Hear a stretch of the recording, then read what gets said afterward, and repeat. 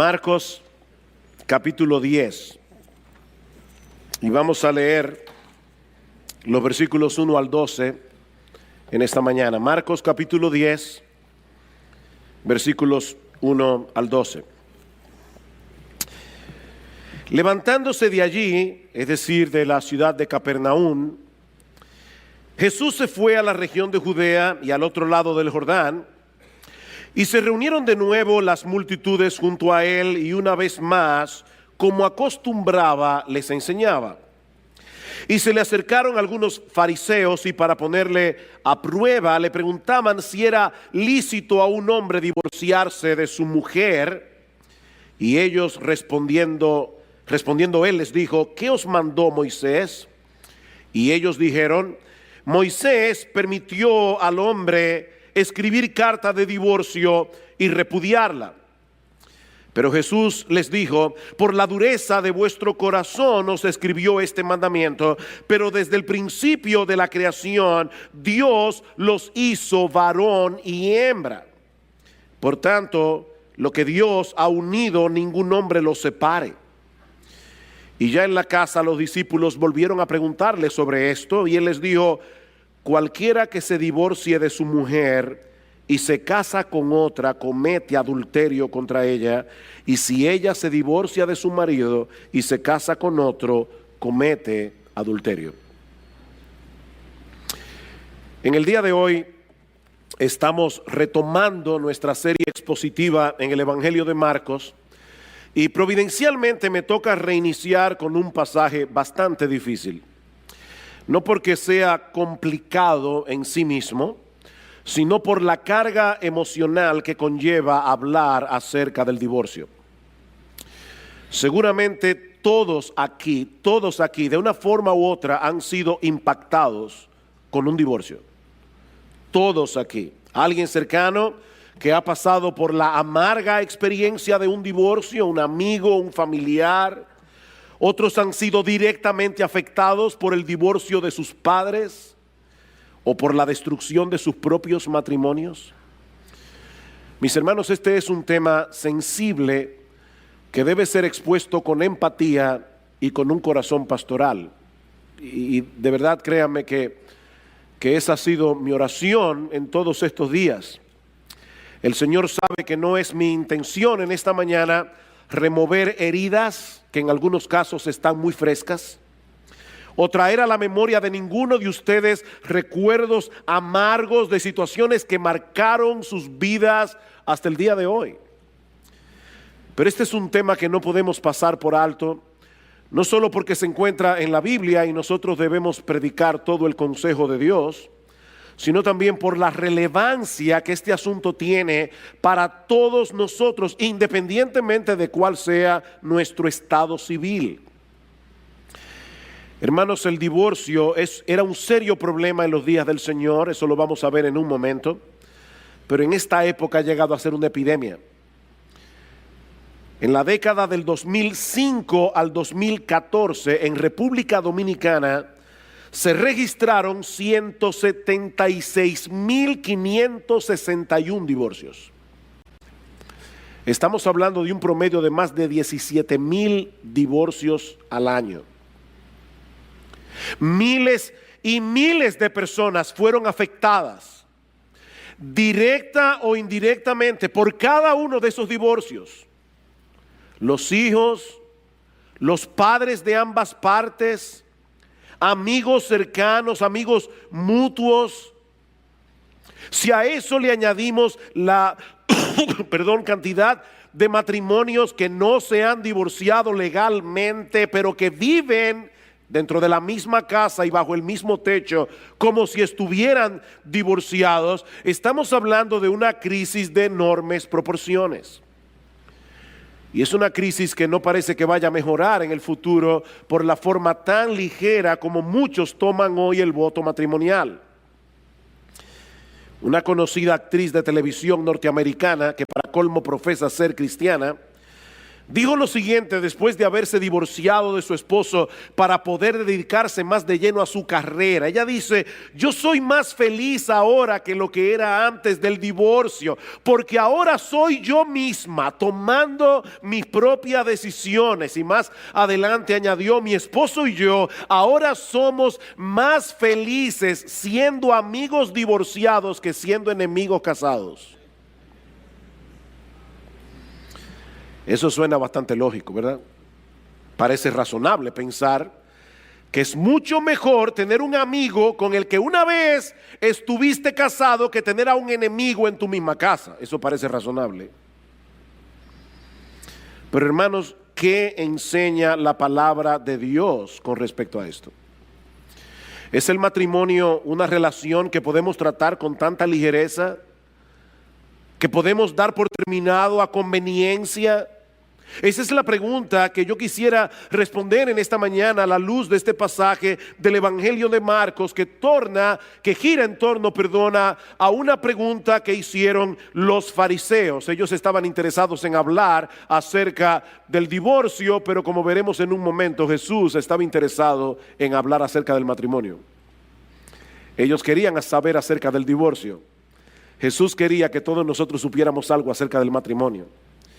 Dice en el capítulo 10, versículo 1, una vez más: levantándose de allí, Jesús se fue a la región de Judea y al otro lado del Jordán, y se reunieron de nuevo las multitudes junto a él, y una vez más, como acostumbraba, les enseñaba. En este versículo estamos entrando en el último tramo del ministerio terrenal de nuestro Señor Jesucristo. El Señor ha salido definitivamente de la región de Galilea, al norte de Palestina, y se dirige hacia la región de Judea, al otro lado del Jordán, es decir, hacia una región, un lugar llamado Perea. Ahora, ¿por qué ese dato es importante? Bueno, ese dato es importante porque esa región estaba gobernada por Herodes Antipas. Y si ustedes recuerdan, Herodes Antipas le había quitado la mujer a su hermano Felipe y se había casado con ella, y luego mató a Juan el Bautista porque había denunciado su divorcio ilegítimo. Y era en ese lugar donde se encontraba Jesús cuando los fariseos vinieron con esta pregunta inocente. Una gran multitud se congrega a su alrededor. El Señor comienza a enseñarles la palabra, y entonces aparecen los fariseos y deciden ponerle al Señor una emboscada, preguntándole sobre un tema sumamente controversial y sumamente peligroso en esa región particular de la tierra de Palestina: la legitimidad del divorcio. Versículo 2: y se le acercaron algunos fariseos, y para ponerle a prueba le preguntaban si era lícito a un hombre divorciarse de su mujer. En Mateo 19:3, que es el pasaje paralelo, nosotros encontramos la misma pregunta, pero en términos más concretos: ¿es lícito a un hombre divorciarse de su mujer por cualquier causa? Noten, mis hermanos, y esto es importante, que ellos están presuponiendo que el divorcio está permitido. La pregunta no es si era lícito el divorcio, la pregunta es si era lícito hacerlo por cualquier causa, hacerlo por cualquier motivo. Y el trasfondo de esta pregunta es la correcta interpretación de lo que decía la ley de Moisés en Deuteronomio 24. Los israelitas habían estado inmersos en la cultura egipcia por más de 400 años, donde fueron esclavos, y habían absorbido muchas de sus costumbres paganas, incluyendo una visión muy ligera acerca del matrimonio. Tal parece que el divorcio era muy común entre los israelitas en ese tiempo, pero en vez de prohibir el divorcio, lo que hace el Señor es regularlo, introduciendo una limitante en un caso particular. Yo voy a leerles Deuteronomio 24, no tienen que buscarlo, pero en los versículos 1 al 4, esto es lo que dice la palabra de Dios. Cuando alguno toma una mujer y se casa con ella, si sucede que no le es agradable por haber encontrado algo reprochable en ella, y le escribe certificado de divorcio y lo pone en su mano y la despide de su casa, y ella sale de su casa y llega a ser mujer de otro hombre. De paso, hermanos, Dios no habla por hablar. Si Dios tuvo que regular en ese caso, es porque eso estaba sucediendo muy a menudo. Los hombres estaban divorciándose de sus mujeres por cualquier cosa. Ellas se iban y se casaban con otra persona, y dice ahora el Señor: si el segundo marido también la aborrece y le escribe certificado de divorcio, lo pone en su mano y la despide de su casa, o si muere este último marido que la tomó para ser su mujer, y aquí está la ley: al primer marido que la despidió no le es permitido tomarla nuevamente como mujer, porque ha sido menospreciada, pues eso es abominación ante el Señor. No traerás pecado sobre la tierra que el Señor tu Dios te da por heredad. Es a ese pasaje que están aludiendo los fariseos en Marcos capítulo 10. Ahora, este pasaje no promueve el divorcio. De hecho, este pasaje ni siquiera nos da un juicio de valor sobre cómo deberíamos ver el divorcio. Simplemente regula este caso particular. Si una persona se divorciaba de su mujer por haber hallado en ella algo reprochable, y esta mujer se casaba con otro hombre, si se daba el caso de que ese otro hombre también se divorciara o muriera, su primer marido no podía volver a casarse con ella bajo ninguna circunstancia. Y básicamente lo que Dios está diciendo aquí es: la mujer no es un juguete que tú puedes desechar cuando tú quieras y volverla a tomar cuando tú quieras. Piénsalo bien antes de poner en su mano una carta de divorcio. Mis hermanos, la relación matrimonial no es como el contrato de cable. Cuando tú tienes un cable, cable TV en tu casa, tú puedes buscar otra compañía, a tratar, a ver si los canales que tienes son mejores que los que tú tienes en el otro plan. Y si no te conviene, puedes volver a la otra compañía, de nuevo, a la anterior. Pero Dios está diciendo: no hagas eso con el matrimonio. El matrimonio es un vínculo sagrado. El matrimonio no puede ser tratado con tanta ligereza. Ahora bien, ¿a qué se refiere el texto de Deuteronomio 24 al hablar de algo reprochable o de algo indecente, como dice la Reina Valera del 60? Bueno, en el tiempo del Señor, y esa fue la razón de la pregunta, en el tiempo del Señor las opiniones estaban divididas con respecto a esto. Por un lado estaba la escuela de un rabino llamado Shammai, que decía que la única causa legítima para el divorcio era el adulterio. Obviamente esa interpretación de Deuteronomio 24 tiene un gran problema. ¿Qué se hacía con las adúlteras y con los adúlteros en el Antiguo Testamento?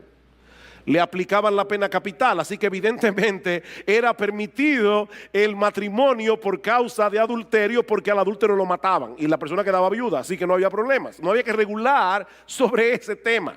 Así que no puede ser de eso que está hablando Deuteronomio 24. Por otro lado estaba la escuela de otro rabino llamado Hillel, que decía que el texto de Deuteronomio 24 se refiere a cualquier cosa, literalmente cualquier cosa que hiciera que la mujer luciera desagradable o vergonzosa a los ojos del marido. Y por supuesto, además está decir que esa era la posición más popular entre los fariseos en el día del Señor. Noten una vez más la pregunta: ¿es lícito a un hombre divorciarse de su mujer por cualquier causa? ¿Tiene razón el rabino Hillel? Es lo que ellos le están preguntando. Mis hermanos, según el rabino Hillel, si la mujer quemaba el pan, eso era algo reprochable y por lo tanto una causa legítima para divorciarse. Si quemaba el pan. Si el hombre conocía a otra mujer que a sus ojos era más hermosa que la suya, su esposa había llegado a hacer algo vergonzoso para él y podía divorciarse. De hecho, Flavio Josefo, que era un conocido historiador del siglo I, llegó a incluir el mal aliento como una de esas cosas reprochables. Imagínense esa pobre mujer haciendo gárgara el día entero. Era increíble. Y aunque nosotros no tenemos el tiempo para considerar en detalle Deuteronomio 24, muchos estudiosos del Antiguo Testamento, y yo concuerdo con esto, piensan que esa cosa indecente, esa cosa reprochable puede referirse a una conducta indecorosa de parte de la mujer que no llegaba a ser adulterio.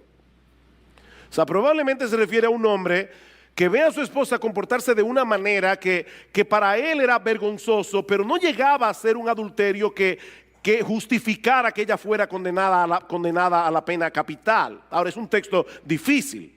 El punto es que los fariseos no estaban interesados en conocer su interpretación. Ellos querían hacer quedar mal a Jesús delante de la gente.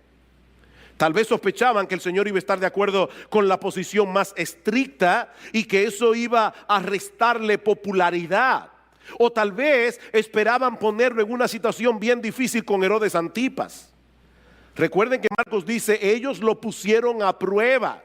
Esto fue una emboscada, mis amados hermanos. Ellos pusieron a Jesús en riesgo. ¿Cómo resuelve Jesús este dilema? Llevándolos a considerar el diseño original de Dios para el matrimonio. Ya vimos la pregunta de los fariseos, veamos ahora en segundo lugar la respuesta de Jesús. Versículo 3. Me encanta esta respuesta. Y respondiendo él les dijo, ¿qué os mandó Moisés? Es una pregunta interesante. El Señor apeló a la Biblia, no a la opinión de un rabino, no a ninguna escuela rabínica. Ellos estaban diciendo, ¿qué te parece lo que dice Gilel o lo que dice Shammai? Y Jesús le dice, ¿qué le parece a ustedes si vamos a la Biblia? ¿Qué dice Moisés? Jesús descansaba plenamente en la autoridad de las Escrituras, no en la opinión de los hombres. Mis hermanos, lo que la Biblia dice es lo que Dios dice. Lo que la Biblia dice es lo que Dios dice, porque este libro que fue escrito por hombres inspirados por el Espíritu Santo. No importa cuál sea el tema que estemos tratando, lo que Dios dice en su palabra es lo que le pone punto final a cualquier cosa. No lo que a nosotros nos parece más lógico en una situación particular. Y yo digo esto porque muchas veces cuando estamos hablando acerca de este tema del divorcio y del nuevo matrimonio, nosotros cometemos el error de argumentar a favor de una postura partiendo de un caso particular que apela a nuestra sensibilidad. Casos que no nos ayudan a ser objetivos porque apelan a nuestras emociones. ¿Cuántas veces hemos oído este ejemplo? ¿Qué debe hacer una mujer que está casada con un hombre que casi ni habla? Y cuando abre la boca, o es para pelear, o es para demandar algo, o es para criticar, ¿debe continuar casada con ese patán? Miren, mis hermanos, yo no quisiera que esto sonara a falta de empatía con las mujeres que están pasando por esa terrible situación, pero esa no es la primera pregunta que nosotros debemos hacer. La primera pregunta es, ¿qué dice Dios en su palabra acerca del matrimonio? Otra vez, el Señor Jesucristo es la segunda persona de la Trinidad. Él es la compasión encarnada. Si hay alguien, mis amadas hermanas, que entienden cuando ustedes son maltratadas verbalmente o emocionalmente por sus maridos, si hay alguien que las entiende, es el Señor. Sin embargo, Él basó su argumentación en las Escrituras. ¿Qué dice la Biblia? Aunque este es un tema que nos impacta emocionalmente, hermanos, no podemos tomar decisiones sobre la base de nuestras emociones. Debemos tomar decisiones sobre la base de lo que Dios ha revelado en su palabra. ¿Qué os mandó Moisés? Versículo 4. Ellos dijeron, ¿Moisés permitió al hombre escribir carta de divorcio y repudiarla? Y Jesús le dijo, sí, por la dureza de vuestro corazón os escribió este mandamiento, pero desde el principio de la creación Dios los hizo varón y hembra. Deténganse allí un momento. Los fariseos tenían una visión tan distorsionada del matrimonio que lo único que parecía importarles eran las disposiciones legales. Mientras el marido cumpliera con poner en la mano de su mujer desechada una carta de repudio tal como estaba estipulado en la ley, todo estaba bien. Pero Jesús quiere hacerles ver que lo que está en juego aquí es mucho más importante que un documento legal.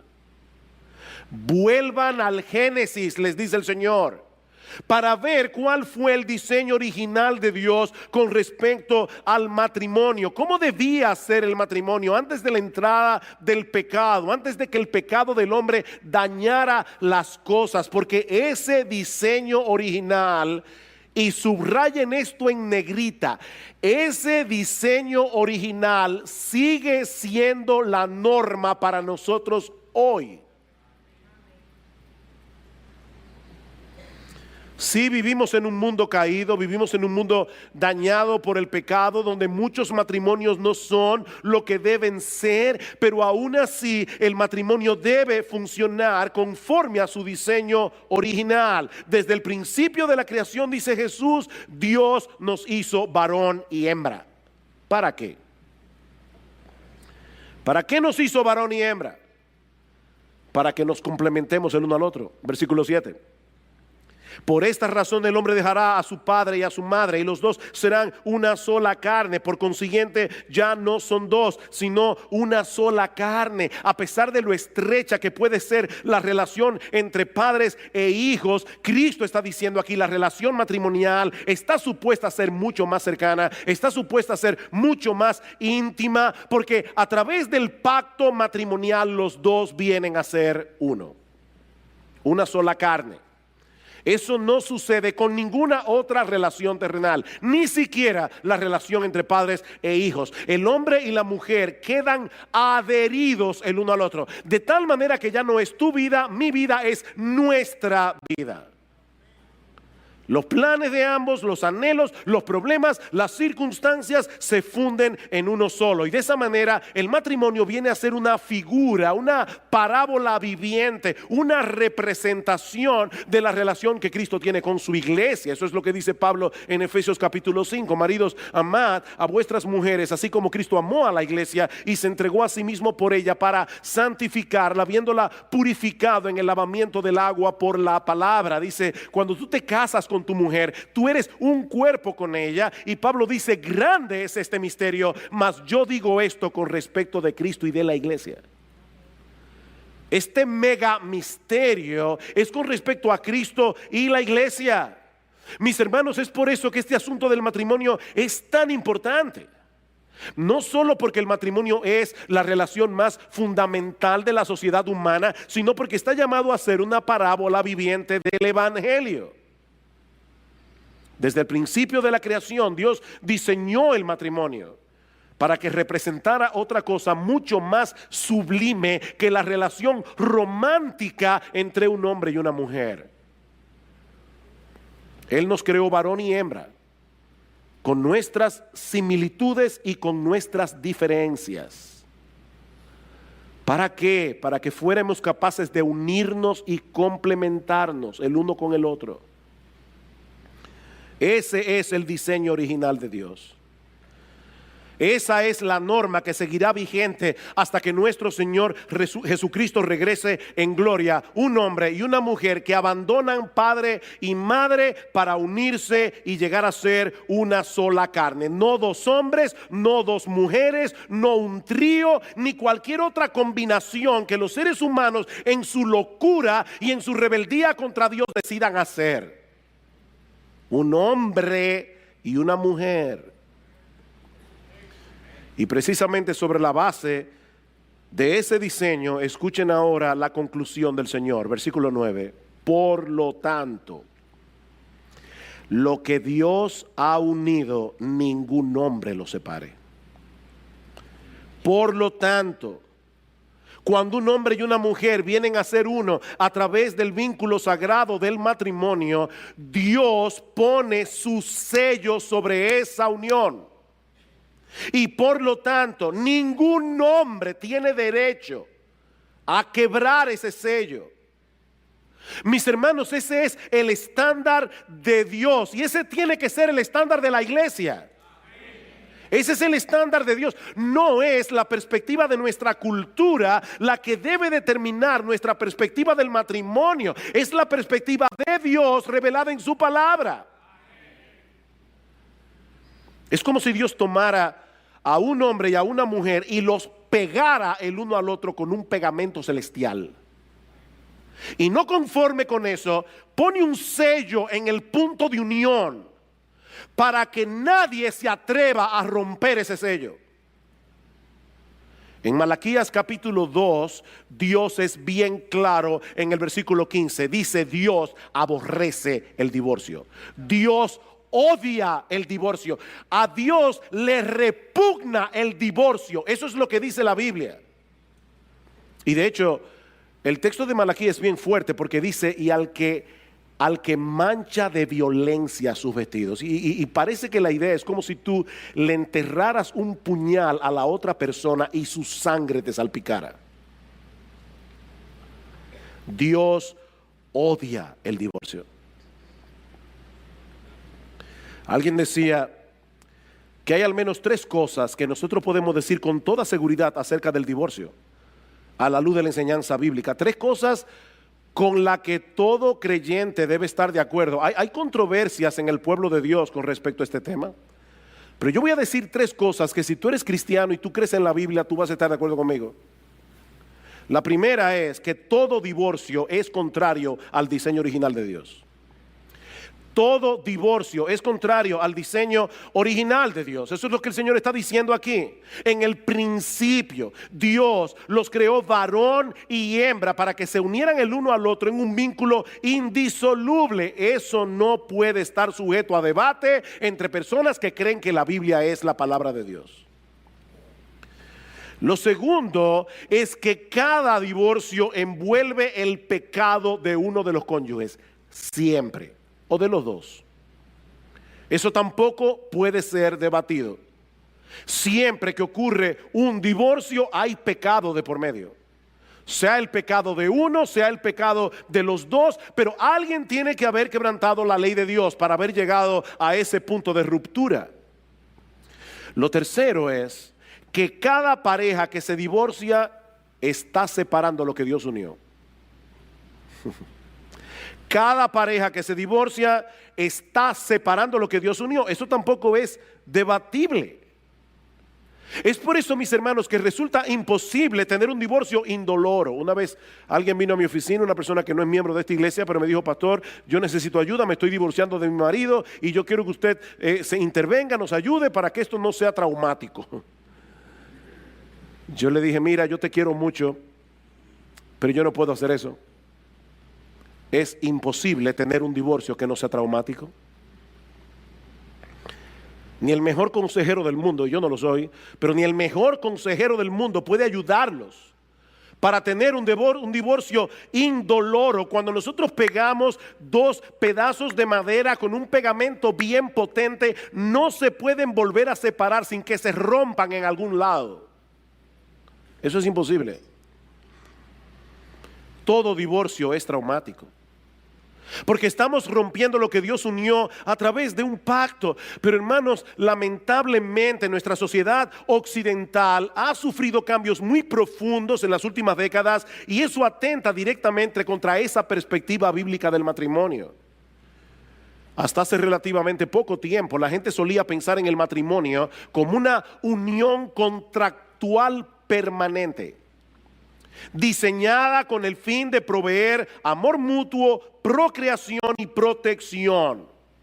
Y que esa unión contractual imponía sobre los cónyuges obligaciones con respecto a Dios y con respecto a la sociedad. Ese era el concepto que la gente tenía antes del matrimonio.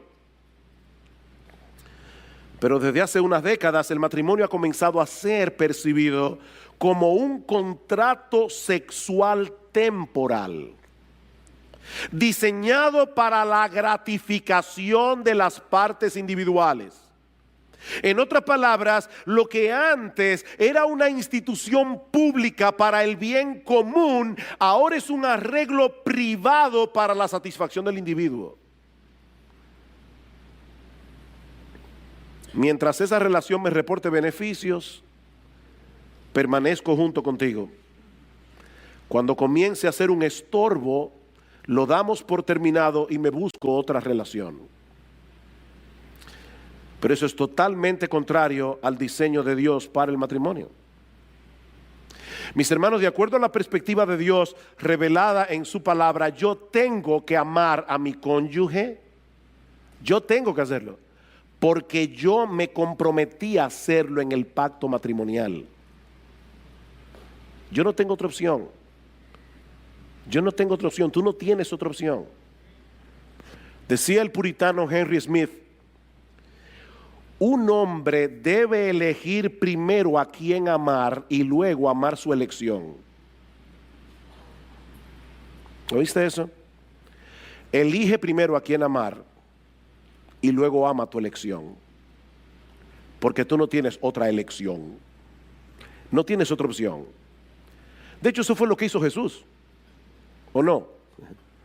Jesús eligió al objeto de su amor y ahora lo ama. Y eso es lo que tú prometiste hacer el día de tu boda. Eso fue lo que tú prometiste hacer. Ay, pastor, mire que yo cuando me casé yo no era creyente. Yo no sé si tú eras pagano. Cuando tú te casaste, eso fue lo que tú prometiste en tu voto matrimonial, y Dios le puso un sello a ese voto. Ese fue el voto sagrado que tú hiciste delante de Dios y delante de los hombres.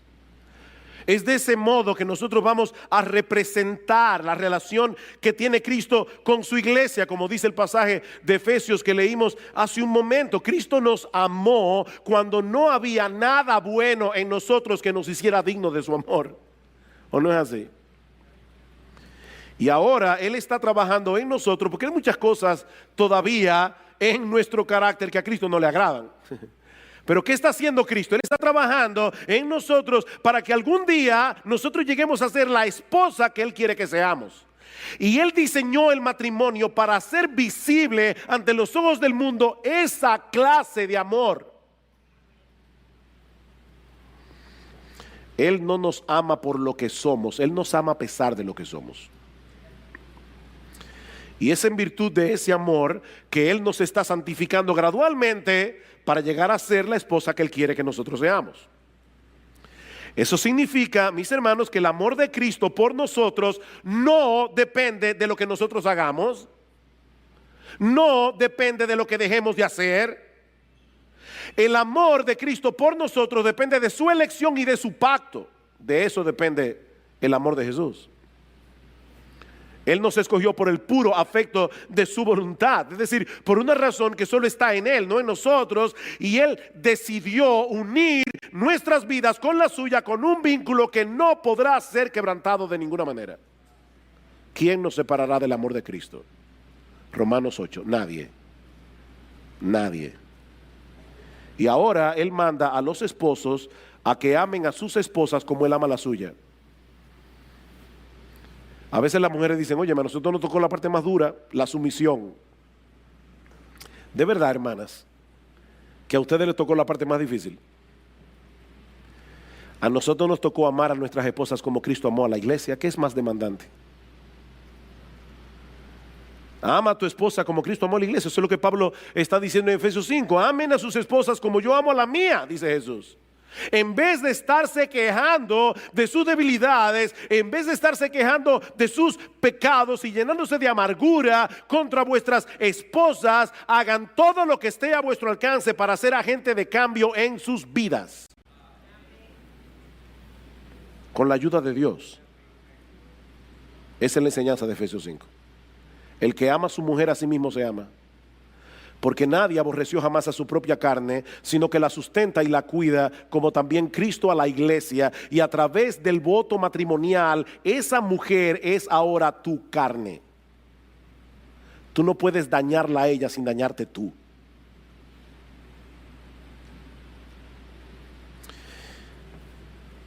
Yo les dije, hermanos, este pasaje, ¿verdad?, comienza con una pregunta sobre el divorcio, pero de lo que habla Jesús es del matrimonio. Ahora, ¿qué del divorcio? ¿Quiere decir entonces que no existe ninguna razón legítima para que una pareja se divorcie? Eso nos lleva a nuestro tercer encabezado. Ya vimos la pregunta de los fariseos, luego la respuesta de Jesús. Veamos ahora en tercer lugar la pregunta de los discípulos. Versículo 10. Y ya en la casa, los discípulos volvieron a preguntarle sobre esto. Yo me imagino a los apóstoles diciendo, pero ven acá, a final de cuentas, él no respondió a la pregunta. Ellos se quedaron dándole mente al asunto. Por lo menos no lo respondió directamente. Y yo supongo que Jesús no quiso responder, por lo menos por dos razones. Por un lado, porque no era una pregunta sincera, eso ya lo vimos hace un momento, esto fue una emboscada. Esto no era una pregunta sincera, ellos no tenían ningún interés de entender mejor las escrituras, ellos querían desacreditar a Jesús. Y el Señor decidió no responderles. Pero yo pensaba, estudiando ese texto esta semana, ¿y no será también que Cristo no quiso responder directamente? Porque Él quería dejar en la multitud una visión elevada del matrimonio. Recuerden que los fariseos no eran los únicos que estaban allí ese día. Si leen el versículo 1 otra vez, allí dice que Cristo estaba rodeado de multitudes. Ahí había mucha gente, muchísima gente. Y es muy probable que el Señor hubiera querido dejar en sus mentes la idea de que lo importante no es si existe alguna razón legítima para divorciarse. Lo importante es recordar que hay muchas razones para seguir casado. Pero los discípulos estaban inquietos. De hecho, en el pasaje paralelo de Mateo dijeron, ay mi madre, pero si eso es así no conviene casarse. Ellos estaban tan acostumbrados ya a esa cosmovisión de que se podían zafar de la mujer por cualquier cosa, que ellos llegaron a pensar, entonces no conviene casarse. Así que ellos vuelven a preguntarle al Señor en privado, y eso nos lleva a nuestro último encabezado, la respuesta de Jesús a los apóstoles. Versículo 11. Y Él les dijo, esto es en privado ahora a los discípulos, cualquiera que se divorcie de su mujer y se case con otra comete adulterio contra ella. Y si ella se divorcia de su marido y se casa con otro, comete adulterio. Ustedes ven, hermanos, por qué yo les decía que esto fue una trampa que los fariseos le pusieron a Jesús, no solamente por lo de Herodes Antipas. ¿Ustedes imaginan que Jesús viniera a un programa de televisión con un alto rating de audiencia y que le hicieran esa pregunta frente a las cámaras? Y Cristo dijera, en nuestra sociedad, cualquiera que se divorcia de su mujer por cualquier causa, porque esa fue la pregunta, y se casa con otra persona, ha adulterado. Esta sociedad está llena de adúlteros. No hubiera sido muy popular. Seguro que no hubiera sido muy popular. Ahora, hermanos, es importante recordar cuál fue la pregunta que Jesús está respondiendo aquí en el Evangelio de Mateo. ¿Es lícito a un hombre divorciarse de su mujer por cualquier causa? La respuesta del Señor a los discípulos es por supuesto que no. Por supuesto que no. No importa lo que las leyes humanas digan al respecto. Lo que Dios unió, el hombre no lo puede separar. Ese matrimonio se registró en la oficialía celestial y Dios no lo ha tachado. De manera que si un hombre se divorcia de su mujer por cualquier causa y se casa con otra, está cometiendo adulterio. Y lo mismo ocurre en el caso de una mujer que se divorcia de su marido y se casa con otro hombre. Están cometiendo adulterio porque a los ojos de Dios continuaban casados. Mis hermanos, no hay que ser un experto en teología para entender lo que el Señor está diciendo aquí. Nadie tiene derecho a separar lo que Dios unió, a no ser que el divorcio se lleve a cabo por una causa legítima. Y eso es lo que vemos en la respuesta más completa que aparece en el pasaje paralelo en el Evangelio de Mateo. Mateo 19:9, y yo os digo que cualquiera que se divorcie de su mujer, salvo por infidelidad, y se casa con otra, comete adulterio. La versión Reina Valera lo dice de esta manera: yo os digo que cualquiera que repudia a su mujer, salvo por causa de fornicación, la palabra allí es porneia e incluye una amplia gama de pecados sexuales, salvo por causa de fornicación y se casa con otra, adultera, y el que se casa con la repudiada, adultera. Es la misma enseñanza que encontramos en el Sermón del Monte, Mateo 5:31. También fue dicho: cualquiera que repudie a su mujer, dele carta de divorcio. Pero yo os digo que el que repudia a su mujer, a no ser por causa de fornicación, hace que ella adultere, y el que se casa con la repudiada comete adulterio. Es sobre la base de esos dos pasajes que la mayoría de los protestantes a través de los siglos han sostenido, y nuestra iglesia sostiene esa postura, que el pecado de fornicación es la única causa legítima por la que Dios permite que la parte inocente inicie un proceso de divorcio. Ahora, noten, mis hermanos, lo que yo estoy diciendo y lo que no estoy diciendo. Yo no estoy diciendo que la parte inocente tiene que divorciarse. No, yo no he dicho eso. En el Evangelio hay lugar para el perdón y hay lugar para la restauración. Y siempre que sea posible, oigan lo que estoy diciendo, hermano, porque a veces no es posible.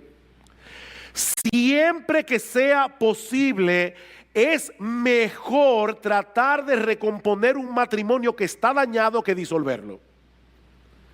Siempre que sea posible. Pero Dios sabe que a veces no es posible, y por eso Dios permite a la parte inocente tomar la decisión de dar por terminada la relación, siempre y cuando sea por causa de infidelidad. Así como en el Antiguo Testamento el adulterio rompía el vínculo matrimonial porque el adúltero era apedreado, lo que Jesús está diciendo es que en el Nuevo Testamento se da permiso al cónyuge inocente a que se divorcie por esa causa. Eso es básicamente lo que el Señor nos enseña en estos dos textos del Evangelio de Mateo. Alguien dirá: pastor, ¿y qué de 1 Corintios 7? Yo no tengo tiempo para entrar en 1 Corintios 7, pero Pablo está tratando allí dos casos muy diferentes. En primer lugar, está tratando el caso de dos creyentes que porque la relación matrimonial está tan deteriorada, deciden separarse. Y Pablo dice: si a pesar de lo que ya el Señor dijo acerca del matrimonio, ustedes deciden separarse, no se pueden volver a casar. No se pueden, no tienen permiso de Dios para volverse a casar. Por supuesto, ahí Pablo no está tratando con el problema del adulterio. Si hubiera adulterio, habría que tratar ese caso independientemente. Pablo está diciendo dos personas que de repente, profesando ser creyentes, deciden separarse. No se pueden volver a casar. El otro caso que Pablo trata es un caso en el que hay un creyente casado con una incrédula o una creyente casado con un incrédulo. Mientras el incrédulo consienta en vivir con la creyente, no hay problema. Pero ¿qué pasa si el incrédulo decide él poner el divorcio? Entonces Pablo dice: no está el hermano o la hermana sujeta a servidumbre en semejante caso. Y muchos exégetas entienden que lo que Pablo está diciendo allí es: no está el hermano o la hermana sujeta al voto matrimonial en ese caso, porque el incrédulo decidió romperlo, pero ella no. o él, creyente, pero eso es otro caso. Mis hermanos, yo quisiera concluir trayendo 3 palabras de aplicación en esta mañana a 3 grupos distintos que se encuentran en esta iglesia. En primer lugar, quisiera dirigirme a los casados. A los casados. Queridos hermanos, amigos que están aquí en esta mañana, el matrimonio no es un juego. El matrimonio no es un juego. Y el divorcio no es el único mal que afecta el matrimonio. El matrimonio es un pacto de compañía, como vemos en Proverbios capítulo 2, versículo 14, Malaquías capítulo 2, Proverbios 2:16, Malaquías 2:14. Es un pacto, una promesa sobre la que yo juro. De manera que cuando un hombre o una mujer es indiferente hacia su cónyuge o está violando el papel que Dios le asignó en ese matrimonio donde debían complementarse el uno al otro, están violando el pacto que hicieron en la presencia de Dios. Y mis amados hermanos casados, amigos casados, nadie puede violar ese pacto sin sufrir las consecuencias. El que ama a su mujer, a sí mismo se ama. ¿Sabes por qué? Porque tu mujer es tu cuerpo. Tu mujer es tu otra mitad. Tú no puedes dejar de amar a tu esposa sin ser afectado tú. Mis hermanos, estamos viviendo tiempos muy difíciles. Por encima de todas las cosas, protejan sus matrimonios. Denle tiempo a sus matrimonios. Un buen matrimonio no se cultiva por ósmosis. Un buen matrimonio no se cultiva por generación espontánea. Un buen matrimonio hay que cultivarlo. Cuiden sus matrimonios, protejan sus matrimonios. Recuérdense una y otra vez que el gran propósito del matrimonio no es que seamos felices en esa relación. Sí, me oíste bien. Me oíste bien. El gran propósito del matrimonio no es que seamos felices, aunque como consecuencia de cumplir el propósito por el cual Dios diseñó el matrimonio, se derive la felicidad. Como una consecuencia. Pero Dios no diseñó el matrimonio para que seamos felices. Dios no diseñó el matrimonio para que la otra persona supla lo que yo entiendo que son mis necesidades, ¿sí? Y son muchas las necesidades que son cubiertas en el matrimonio. Pero mi amado hermano, mi amada hermana, recuerda, el gran propósito del matrimonio es que representemos ante el mundo el tipo de amor, de relación que Cristo tiene con su iglesia. Tú no te casaste con un ángel. Te casaste con un pecador. Te casaste con una pecadora. Y Dios te llamó a ti a ser un agente de cambio en su vida. Cuida tu matrimonio. Dios quiere usar tu matrimonio para santificarte. Cuida tu matrimonio. En segundo lugar, yo quisiera dirigir unas palabras de aplicación a los solteros. Procuren casarse. Procuren casarse. Pablo dice eso en 1 Corintios 7.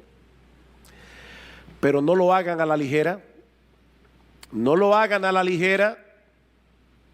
No se lleven simplemente de lo que ven vuestros ojos.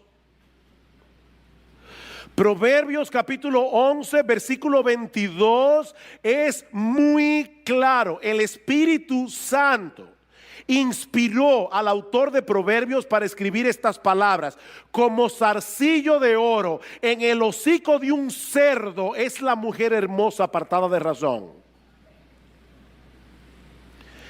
Si te casas por el zarcillo, créeme, los años van a pasar. El zarcillo se marchitará y te quedarás con el cerdo.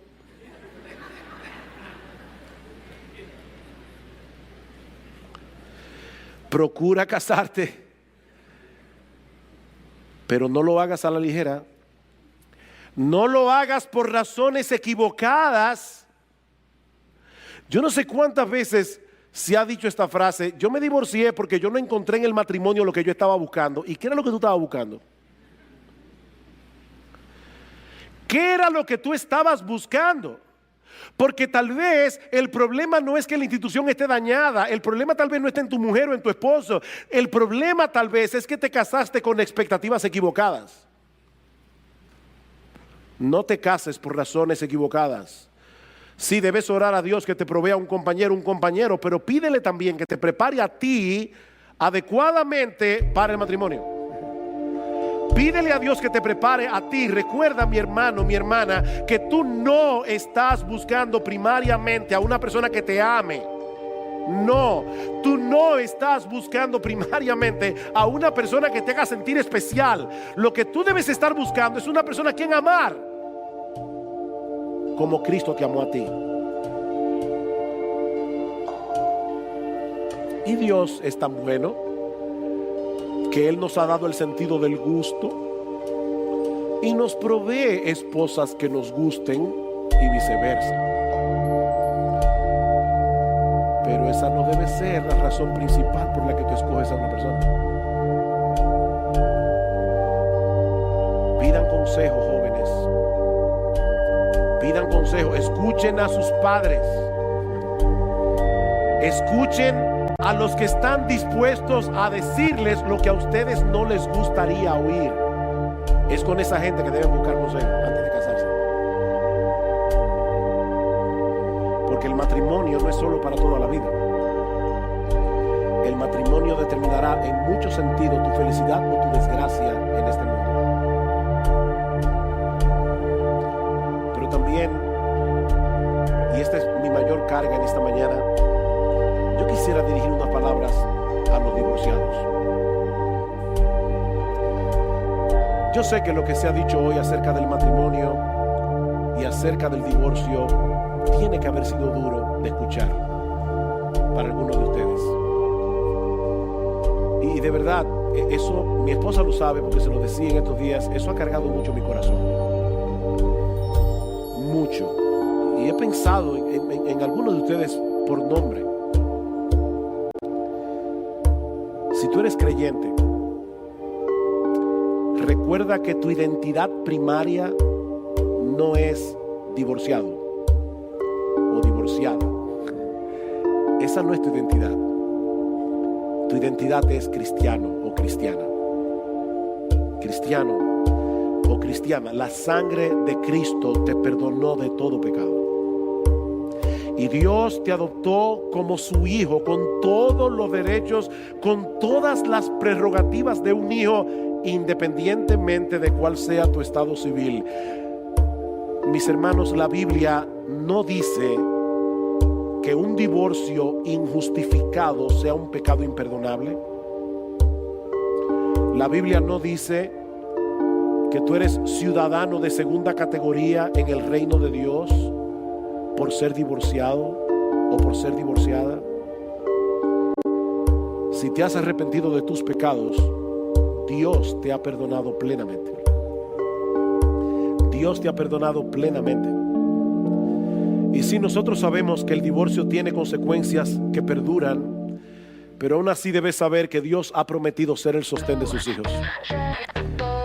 Mi hermana divorciada, ahora Dios no solamente es tu padre, Dios es tu marido. Dios es tu marido. Aún de aquellos que han venido a Dios, a Cristo, habiendo pasado por esa terrible experiencia, Dios es su sostén. Recuerda, mi hermana, mi hermano, cuál es tu identidad. Tú estás en Cristo y estamos completos en Cristo.